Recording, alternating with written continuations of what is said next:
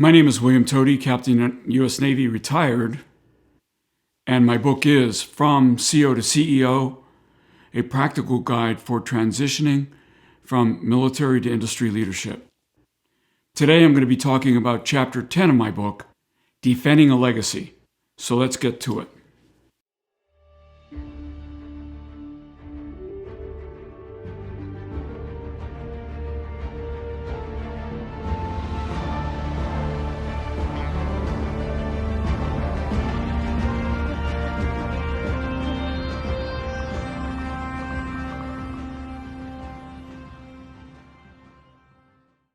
I opened Chapter 10 with a story from when I was running a business that ran the Navy's largest networks. As you may know, there are millions of bot attacks on defense networks every day. And part of our job was to defend the network against those attacks. And one day, we detected a vulnerability in the network that had been introduced by a specific Navy command. And as we patched that vulnerability successfully, for some reason, a senior Navy leader decided to make it known within Navy hierarchy that it had been our failure that vulnerability occurred, which was not true. And so I gently prodded the leader to say, look, come on, we both know that it was a Navy command that introduced that vulnerability. You need to correct the record.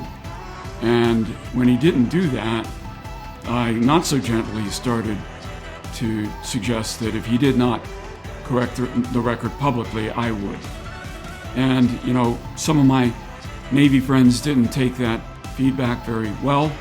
They suggested I was, that the customer was always right and I was potentially ruining my relationship with the customer and that I was going after the almighty dollar instead of defending the customer. In fact, in this case, the paradox that by making my customer mad, I was actually risking future dollars seemed to escape my friends.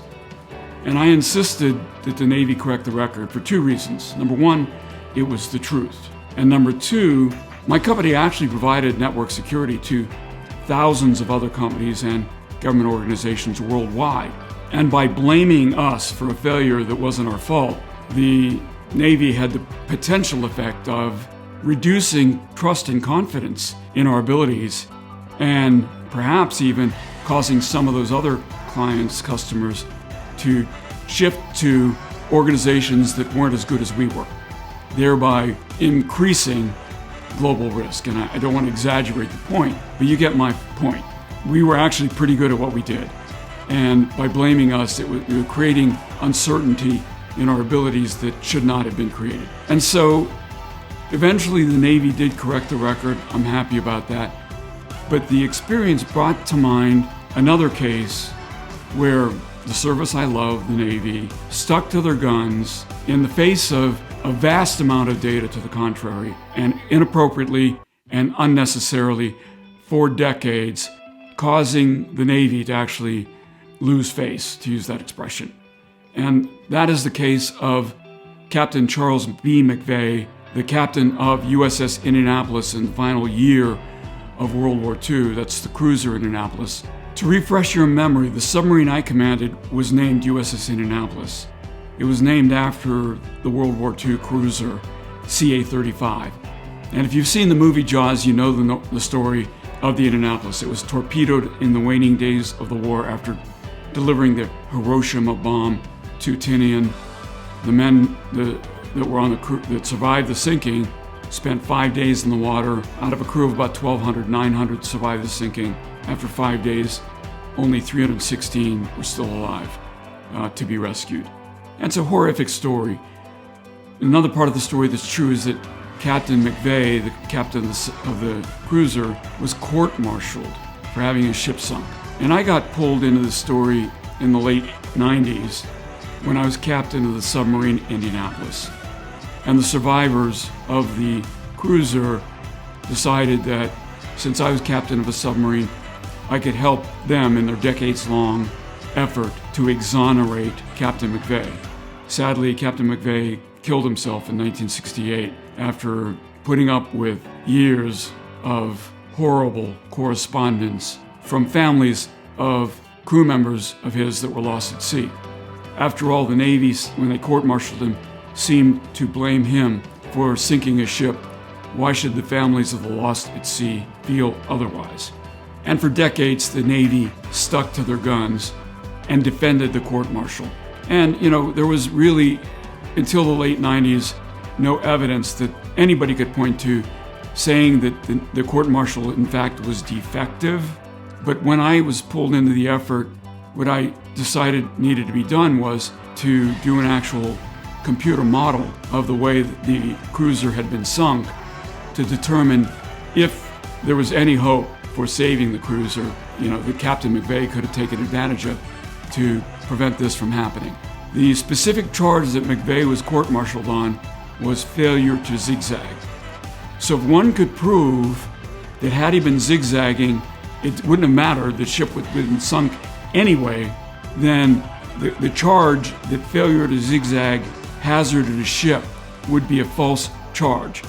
Now, there had been hand-waving statements over the decades that it wouldn't have mattered if he had been zigzagging or not. And in fact, the Navy brought the submarine commander of the Japanese submarine to McVeigh's court-martial to testify against him.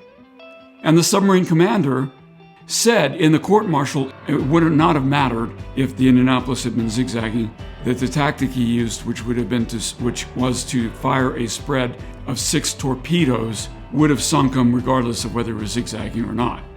But the problem was, nobody had ever proved that that was true. There were statements made, but it had never been demonstrated to be true. But what I could do as a submarine commander was use my submarine computers to model the torpedo attack and model the Indianapolis zigzagging. And I guess I wasn't surprised when, by modeling that zigzag, a random set of zigzag patterns, it wouldn't have mattered that at least one torpedo would have struck the ship.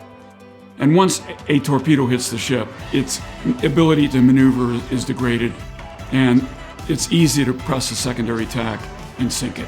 So the point is that I was able to provide evidence, computer-based modeling, that even if Indianapolis had been zigzagging, the outcome would not have been different. Therefore, McVeigh didn't hazard his ship by not zigzagging. Therefore, he should not have been charged. Now, there was no way to have done this in his defense in 1945. So given what the court knew at the time, the court came to the right conclusion in convicting him. Because at the time, there was no way to know that zigzagging would not have helped. So I understood the Navy's failure to change its opinion over the intervening decades. But in 1999, when I was able to provide new evidence that in fact exonerated McVeigh, the Navy still, to my great sorrow, stuck to its guns and refused to change its position on the matter. And in fact, continued to insist that the court-martial had been proper until the matter was brought to Congress. And in fact, Congress in 2000 passed a bill, a sense of Congress resolution, exonerating Captain McVeigh for the sinking of a ship. And at the survivor's request, it was my great honor to incorporate that exoneration language into Captain McVeigh's service record in May of 2001. Now, why do I tell this story? I tell the story because regardless of which side of the government fence you're on, every organization is structured to defend itself. And here I was in an industry job facing the Navy and watching the Navy attempt to defend itself, that in saying that my company and my organization had been responsible when it had not. That should not have surprised me. My experience in 1999 and 2000 and 2001 should already have taught me that the government will defend itself just like a company. Was I, in the year that I was defending my company against the false charges, was I circling my wagons? Of course I was. But the government is perfectly capable of circling its wagons when those conditions exist as well. and you should remember that. But don't sneer. Only leaders who are insecure about their personal leadership skills will sneer. Always assume that people are not coming to issues with malice, that they believe that they are righteous and innocent of whatever charges that are being leveled against them, and be unemotional as you approach these issues in your civilian career. That's chapter 10. In chapter 11, titled Taking the Helm in a Crisis, I'm going to talk about some of the military skills I think you should leverage when you transition to industry. See you in chapter 11.